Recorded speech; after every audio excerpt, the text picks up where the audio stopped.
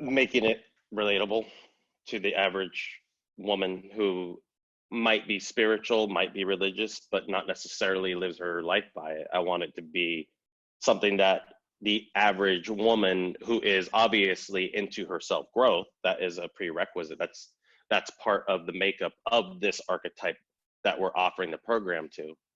It's not somebody who's necessarily ultra spiritual, or not necessarily somebody who doesn't have that natural curiosity about spirituality. Okay. So the yeah. dimensions, if you say 6 dimensions, it's confusing. It's just like there's already a lot to explain, and you don't want to create something ambiguous that you have to further explain. It should be something that immediately goes, oh yeah, that's the next natural step. So let's go through this first. Every petal has an issue. 6 issues. There are 6 issues. Issue number 1 is non-deserving mind. Issue number 2 is leading with masculine. Issue number 3, the 3rd petal, is being shut down sexually. Issue number because of sexual trauma and shame. Issue number 4 is addictions and looking like shit because of the addictions. Issue number 5 is lack of clarity. Lack of clarity happens also after trauma. And issue number 6 is being shut down in terms of your expression, not knowing how to communicate. Okay, give me a second. So each petal, each dimension solves an issue, rewrites the issue. So with that in mind, and the fact that in the copy we are covering heuristics. Okay. These are all of these 6 petals are the stories women are telling. Yes. These are the universal stories. Yes. What you're calling dimensions. Yes. So if we keep it congruent with the heuristics and telling stories, and that these are the 6 biggest stories that we're telling, and down each story is a rabbit hole. And that rabbit hole has 7 different cards, so that we can address and heal all of these stories, so that you can now get to the real story. And I think that will have a tremendous effect. What are your thoughts? Okay, hold on a second, Mark. I'm sending this to you. So, okay, can you say it again? Yes. Yeah. So the deserving mind, not leading with the masculine, leading with the feminine. Yes. Having so much trauma that we shut down sexually. Yes. Addiction and losing our outer radiance. Yes. Right? Yes. Lack of clarity, the confusion, the mystery after going through so much. How could this be? How is this really who I am and what happened? What do I really want? Can I have what I really want? Is it even possible? Does it even exist? Communication shut down. I'm afraid to give anymore because when I do, I get hurt. Yes. These are all the stories, the archetypal stories. They are. Not just women, but everybody tells in some way, shape, or form. But definitely some of the biggest stories that women tell. And heuristics is the science of symbols, association, and stories. And and heuristics is our constant attention. We don't take a moment's break, an instant break from telling stories.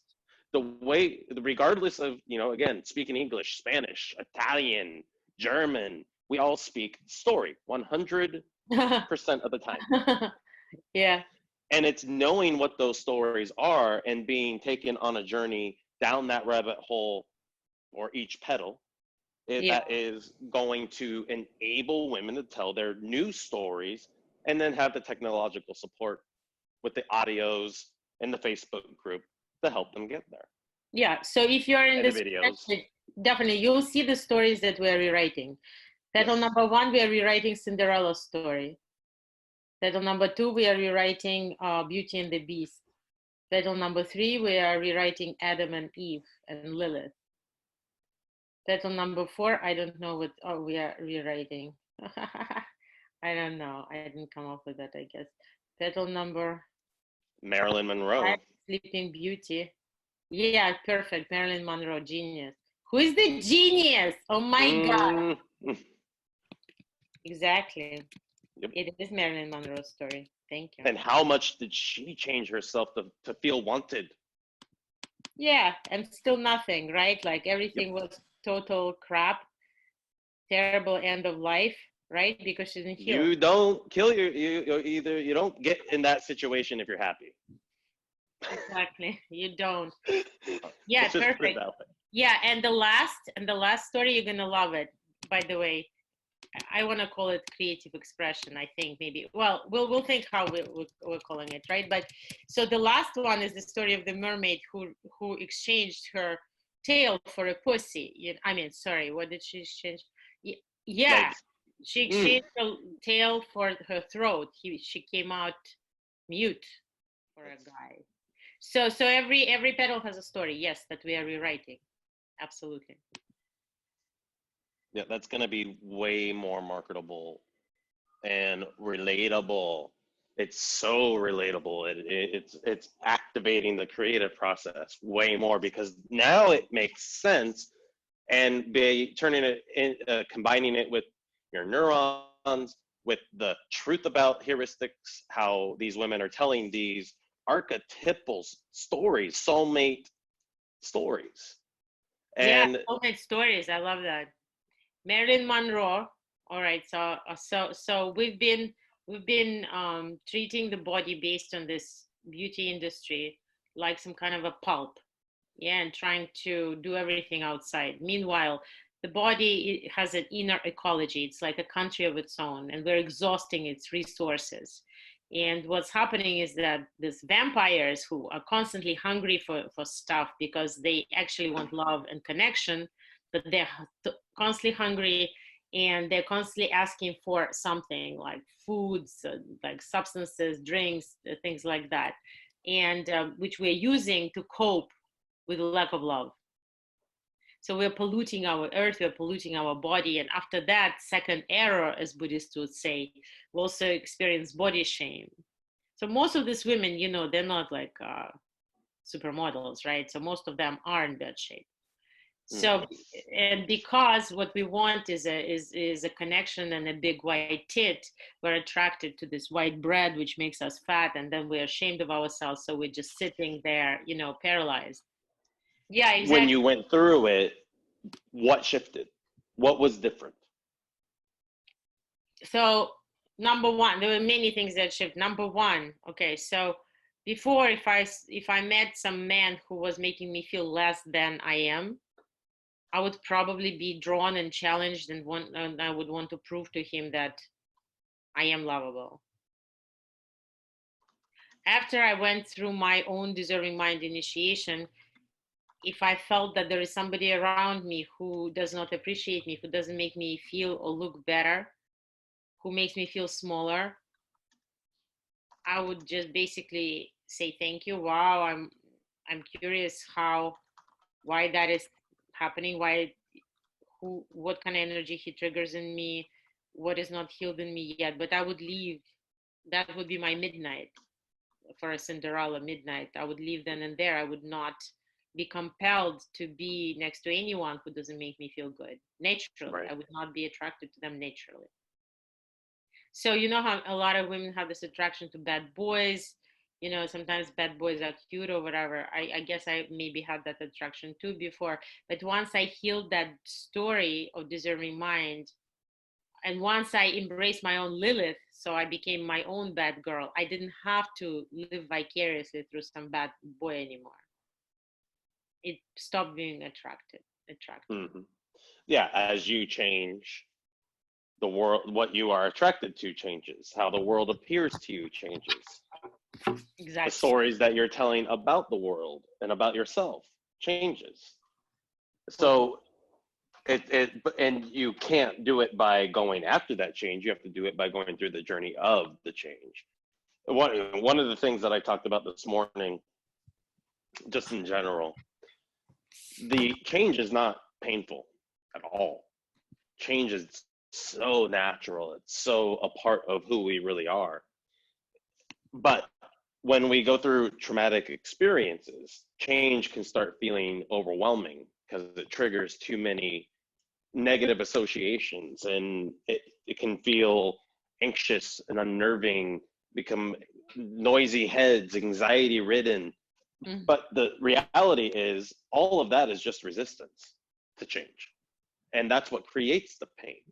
So when we get back on that surfboard and we surf the change, we're not getting beat up by the waves. And that's a critical thing as women go through each of these six main petals, and revisiting these six main stories that need their attention and healing. All the pieces now have come together in order to make this a super appealing, relatable, mainstream offer. Okay. Because now it's really, like, and it really, in terms of creating that resonance, as you can see, it doesn't take that much calibration. It doesn't take that much adjusting. It was just, really getting to the core of what they are and how we're going to help women see themselves in them the most, right? I'll tell you that what I saw is that cards, the visual aid, really helps because it puts the story out of their mind into the visual, and the Yep. aha moment comes in, and they're like, yes, and they can't go back. After they see that card, they can't go back. What would you evaluate the 6 month program at on a digital? Would you say around 400, 500? Yeah, say so. Yeah, 400 500. I would say like about right. Yeah, but I also want to voice something. You as my coach, you tell me.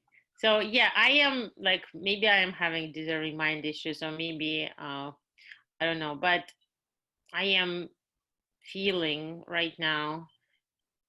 I don't know what's going to be happening with people's budgets. I mean, I am prepared to go lower if necessary. If Well, necessary. at 500, that is $83 A month. around a month. And then you could, that you could give it to them for 350 for the 6 month. Let's just say, for example. Um, That would definitely be super worth it, 350 for that program. We could even give like two payments, maybe two, something. See, here's the thing. There's the balance between, and this is not something you or I are going to be able to answer right now. If Yeah. you and me and John Benson were on the phone, neither one Yeah. of us would have the answer right now. If Uh, you, me, Ryan Dice, Frank Kern, and Grant Cardone were on the phone right now, the answer would not be any clearer. It's always the battle between value proposition and what is palatable. Low barrier offer, like a lead magnet, something that's just simple, maybe self liquidate the front end traffic, stuff like that. That might be something that you want to put out there and test at some point.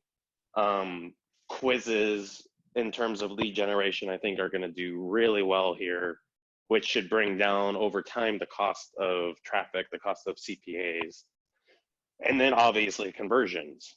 So, I would, if you have, let's say, a 37 to 47, or like a 35 to $50 price point, and you converted at 4%, which is really where you would need to be, then you're going to be able to scale. If you're at 97 or 99.99, whatever, $100 mm-hmm. a month, so $600 total, and then you can give them a deal for Mm-hmm. the entire 6 months, and then you can see how that drives sales and what it does to the conversion rate. So, I mean, those are things that just ultimately need to be softly split test, Absolutely. Absolutely. Yes. but I mean, I would evaluate it at $100 a month, $600, and then if you want, it's like $350, which, what, 40% off. So that would drive a lot of sales to that 6-month option. And then Awesome. if you offered payments, then that will probably bring it up even more, potentially, not necessarily potentially at all, but I would imagine it would. And then obviously it's a big deal to sell the community and the dynamic nature of the product. It's not static. It's going to be constantly growing. And then when you get people into, let's say, the first group upsell, that makes the price evaluation easier on that side as well. So you could end up, if you're charging at the higher price points, and let's say you're converting at 2%, 2 to 3%, you'll end up making way more money. Because to test every option and to have meaningful statistically results, we would need like a big budget, which I don't have. So well, no. you know what I mean? There's all of these things, like the media buyers, will call them journeys, and you only want to launch with like 2 to 4 journeys. Okay. Otherwise, you just get data overload, and yes, it's expensive. So there's no need to do that. It's like get 2, 3, 4 at the most quality journeys. So, add to sales letter, add to quiz to sales letter, add to advertorial to sales letter. There's 3 journeys right there. Yeah. So you don't want to overdo it, and then if you split test different leads and price points and things like that, it doesn't have to get too complicated, but you don't want to get too many data points either. Yeah, I mean, there's a couple things you can do. Definitely selling an event can create critical mass, especially free. It gives you exposure. You can get opt-ins, have a email wall. Yeah.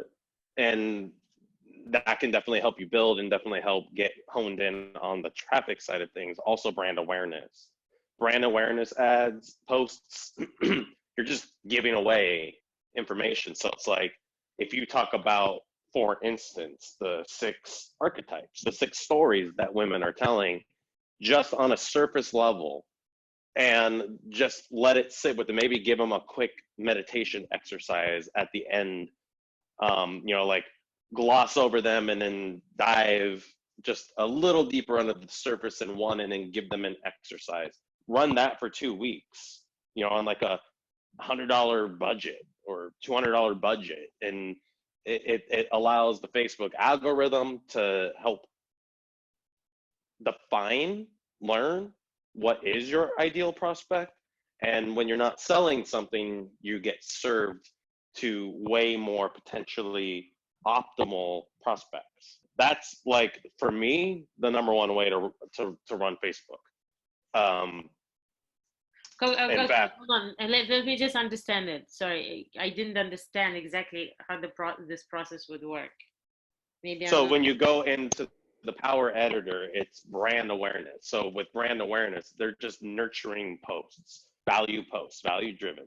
You being on screen, being your presence, and speaking a clear one thing message, and giving a CTA that is of value right now. Like, do this 5-minute exercise. Here's what I do. Make it your own. Thank you so much. If you have any questions, please post below. Blah blah blah. That's it. That's the call to action. Yeah. Because one of the things that people, marketers, media buyers, make a mistake with on Facebook is just thinking that they know their interests. But the reason why you only choose 1 or 2 interests that you believe are the right prospects for your offers, it gives the Facebook algorithm a chance to test it in front of different people and then aggregate your audience. So it's just valuable information. Whoever is clicking on that thing and going to your website, then you can retarget. And yep, just make sure you got your pixel. Yeah. Okay, thank you so much. I think things are really sculpting out. Yeah, absolutely. And I'll send this over when it renders the audio. All right, awesome. So I'll talk to you very